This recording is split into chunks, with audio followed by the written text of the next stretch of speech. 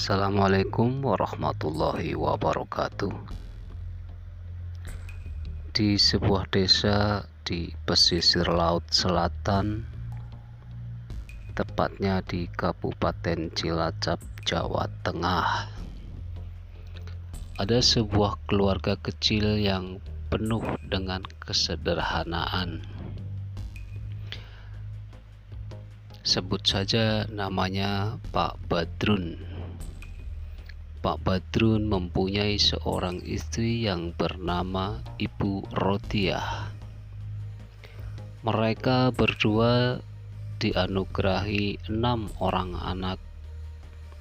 Pak Badrun adalah seorang nelayan yang ulet, yang sangat bertanggung jawab kepada istri dan anak-anaknya. Suatu hari Pak Badrun bersama beberapa teman nelayan lainnya merencanakan untuk mencari ikan bersama di sore ini. Singkat cerita, sore hari pun tiba. Pak Badrun dan teman-temannya berangkat untuk mencari ikan. Setelah sampai di tempat tujuan yang diyakini oleh nelayan-nelayan itu bahwa di situ banyak ikannya, mereka sejenak beristirahat. Waktu menunjukkan jam 3 pagi. Kini mereka menyiapkan peralatan untuk menangkap ikan. Setelah semuanya siap, mereka mulai menebarkan jaring di sekitar perahu mereka. Singkat cerita, sesi pertama hingga sesi terakhir di sore harinya, mereka mendapatkan tangkapan yang luar biasa banyaknya.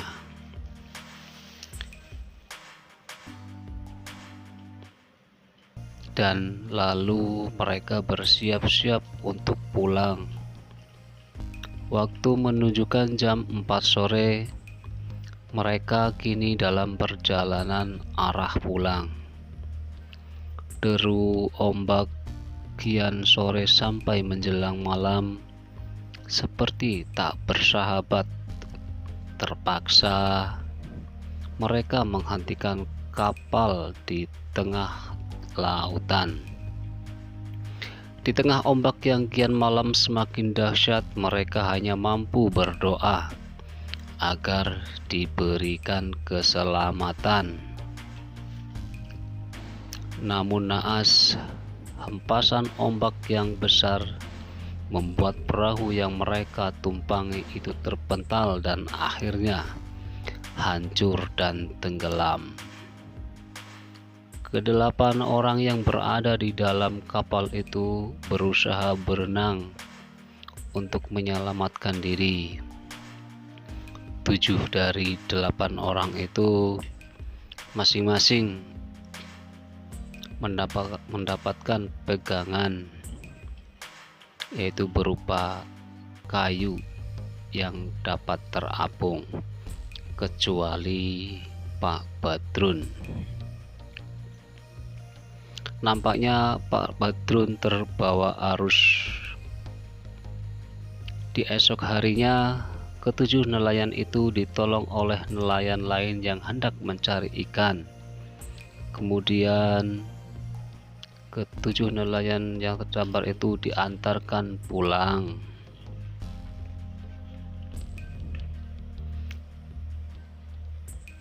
Segerombolan warga menyambut kedatangan mereka, tapi Ibu Rodiah, istri Pak Badrun, tidak melihat suaminya bersama rombongan itu.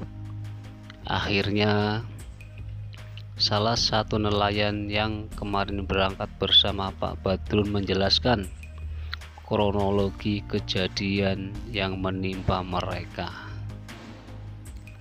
Dan pada akhirnya Ibu Rodiah merasakan lemah, tak berdaya mendengar penuturan para sahabat suaminya itu.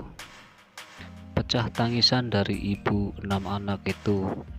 Suasana menjadi bertambah riuh karena Ibu Rodiah terjatuh pingsan.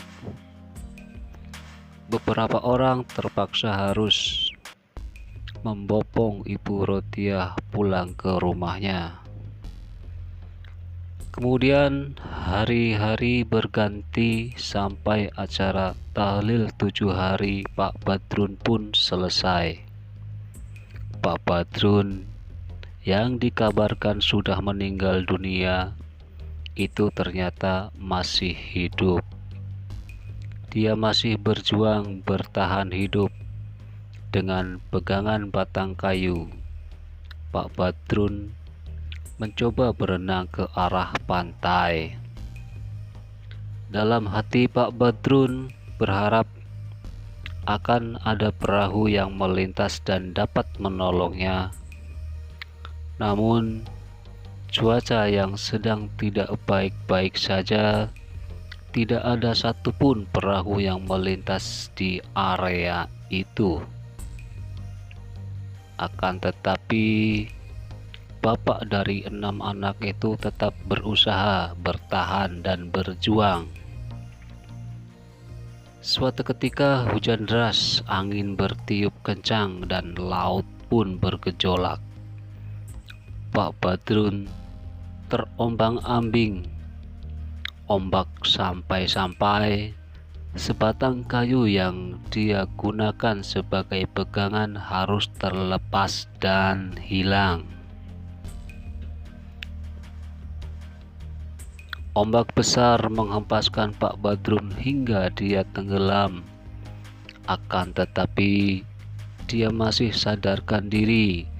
Dia melihat sebuah istana megah di dasar laut. Dalam batinnya terasa ada yang memanggil namanya. Namun Pak Badrun sadar dia sedang berada di dalam laut. Pak Badrun mencoba menutup matanya dari pemandangan itu dan membaca surat-surat yang dia hafal. Seketika pemandangan itu sirna dan Pak Badrun mencoba naik lagi ke atas permukaan laut. Sesampainya di permukaan, Pak Badrun melihat sebuah busa styrofoam yang lumayan besar dan dia mencoba meraih dan dijadikan sebagai pegangan. Hari-hari berganti, Pak Badrun terus berusaha berjuang dengan makan seadanya, yaitu paling ikan yang melintas di depannya dan minum dari air hujan. Dalam benaknya dia harus bisa bertahan hidup. Tepatnya di hari ke-39 Pak Badrun berada di tengah laut. Waktu menunjukkan pukul 5:30 sore. Itu artinya menjelang maghrib. Dari kejauhan Pak Badrun melihat perahu melintas dan mencoba berteriak keras. Salah satu dari mereka mendengar teriakan Pak Badrun. Kemudian mereka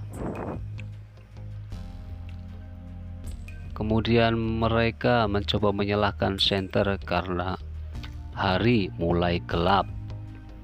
Tak berselang lama, Pak Badrun dapat terlihat oleh mereka dan akhirnya Pak Badrun dapat terselamatkan.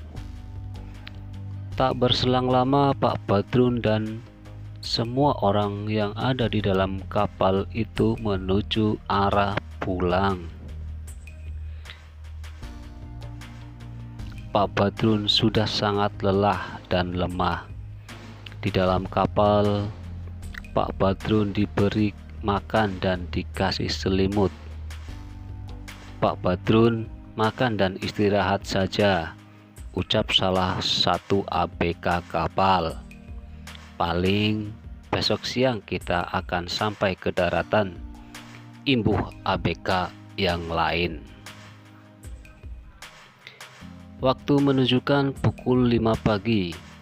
Kisaran 1 jam lagi mereka akan sampai ke daratan. Dari kejauhan sudah terlihat pemukiman penduduk pesisir pantai. Pak Badrun yang menyaksikan pemandangan itu sampai menitikkan air mata. 40 hari sudah Pak Badrun berada di tengah lautan. Tentu kerinduan kepada keluarga tercinta sangatlah mendalam. 1 jam kemudian kapal bersandar. Terlihat suasana pesisir pantai yang ramai. Berbagai kegiatan nelayan pulang pergi sampai transaksi jual beli ikan menambah suasana hati Pak Badrun menjadi riang dan senang. Tak satu pun dari para nelayan itu mengenali Pak Badrun karena jenggot dan kumis Pak Badrun sudah menebal. Dengan langkah gontai, Pak Badrun terus melangkah menuju rumah. Suasana rumah yang terlihat ramai karena mempersiapkan acara tahlilan 40 hari Pak Badrun. Siapa menyangka bahwa Pak Badrun masih hidup, sedangkan istri Pak Badrun beserta para tetangga lainnya sedang sibuk di dapur memasak untuk keperluan acara tahlil nanti malam. Di depan pintu rumah, Pak Badrun nampak mengetuk rumahnya sampai beberapa kali, namun tidak ada satupun orang yang membuka pintu rumahnya itu. Untuk kesekian kalinya Pak Badrun mengetuk pintu dan akhirnya pintu dibuka oleh Ibu Rodiah. Ibu Rodiah nampak kaget, lemah dan lemas, seakan tak percaya dengan apa yang dia lihat di hadapannya itu. Kemudian Pak Badrun memeluk istrinya itu dan Ibu Rodiah menangis sejadi-jadinya. Hingga tetangga yang sedang membantunya di dapur seketika keluar mendengar tangisan histeris dari Ibu Rodiah. Semua orang kaget melihat Pak Badrun pulang dalam keadaan sehat walafiat, dan akhirnya cerita ini pun selesai. Terima kasih sudah mendengarkan cerita dari kami. Mohon dukungannya dengan like, komen, dan subscribe. Wassalamualaikum warahmatullahi wabarakatuh.